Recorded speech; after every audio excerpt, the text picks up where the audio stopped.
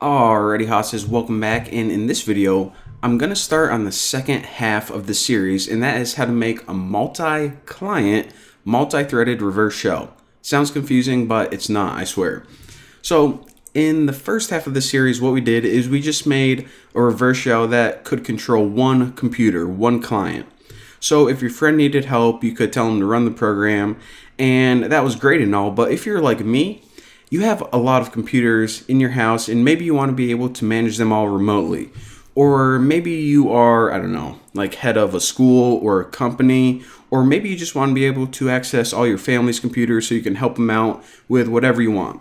Well, it's going to be hard if you have to set up a bunch of servers because you need each of those clients to run their own program. So in this tutorial, what I'm going to do is I'm going to start showing you guys how to solve that problem. And what we're going to do is we're going to make one program where multiple clients can connect to it. So just like before, we're going to have to run one script on the server, but we can have, a dozen or 2 dozen or however many clients we want connect to it. It's going to be awesome.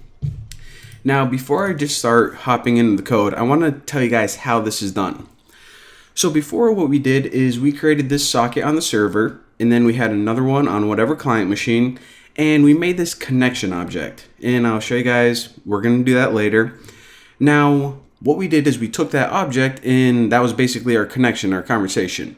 However, what we're going to do this time is we're actually going to take that connection object, and we're going to store them inside a list. So now a bunch of people can connect, and all we have to do is look at that list, and then we look at all of our connections, and then we're going to choose the one that we want to use. So the last thing I have to explain is, all right, how's that going to work? Because how are you going to be allowing clients to connect while you're kind of managing their computer or connecting to them? That sounds like you need multiple programs. Well, what we're going to do is we're going to set up a multi-threaded program. So this program is going to be able to do 2 things at once. One of those things is just listening for connections and handling all of the back-end stuff with sockets. So we kind of saw that in the last tutorial. So what we're going to do is we're going to put that on its own thread, and it's going to take care of all the connection handling. Now the other thread, what that's going to do is it's going to allow us to manage or connect to the computer remotely and send our commands. So one part is for handling the connections, and the other part is actually, controlling everything, sending commands, the fun part. So that's what we have, and that is why we have to import threading and also Q. Some people call it Quay. They call it Q. Don't call it Quay. It's weird. It freaks me out. All right.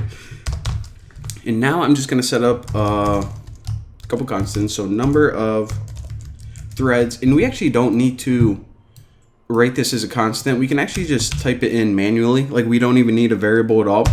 But what I like to do is I set up all my threading applications. I kind of have like a template, and this just allows me to see how many threads we're using, and it just keeps it easier organized in my mind. All right, so we're going to have 2 threads. Now, whenever we kick those threads off, we're going to need to identify which one does which. Now, you can identify them with like a name or a letter, but I'm just going to keep it real simple. So the first thread, we're just going to call 1, and the second thread, we're going to call 2. It doesn't really matter, but, might as well just keep it really easy. So we'll say that this first thread, that's going to be the part of the program responsible for just handling connections, allowing a bunch of clients to connect, and then whenever they do connect, they're going to store them in the list. Now this other one, thread number 2, that's the one we're going to be saying, hey, this is where we choose a client, and then we're going to send it some commands over the network. So Queuue. Why did they spell it like that? Who's coming up with these spellings right here? All right. Quay right here. And you guys are going to see whenever we set up our thread exactly what this does. And now what I'm going to do is I'm going to make 2 lists. So remember, I got rid of my connection object, but whenever we set up a connection, what it does is it gives us back some information. One of them is the connection object itself, which is pretty much your conversation with another computer, and the other one is address information, and this is their IP address, the port number, all of that. So I'm actually going to be storing these in 2 separate lists, but we're going to be kind of managing them concurrently. So all connections, This is going to be able to store a bunch of connection objects. So we'll just set that to blank for now. And the other one is all addresses. All right. So if you guys are like, all right, why do you need two different lists? Well, because whenever a bunch of clients connected and we just want to review them all, we can't actually look at the connection object itself. That's just some weird thing in memory. This address information is where we can see, you know, their IP address and where we can pretty much say what client we want to connect to. So this is pretty much for humans and this is pretty much for computers. It's kind of the easiest way to explain it.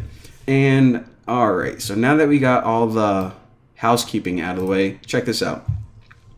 So the first two functions in this series are going to be the same. So the way that we create sockets and the way that we bind sockets to our host, I mean, it's the same no matter if you do it 1 time or 100 times. So that's why I just kept those two. And if you guys don't know what any of that means, then go watch like the second video, or I don't know, whatever one I did it. Now, the reason I got rid of socket accept is because we're not just going to accept sockets like we did in the last tutorials. What we're going to do is we're going to set up a way to accept multiple connections.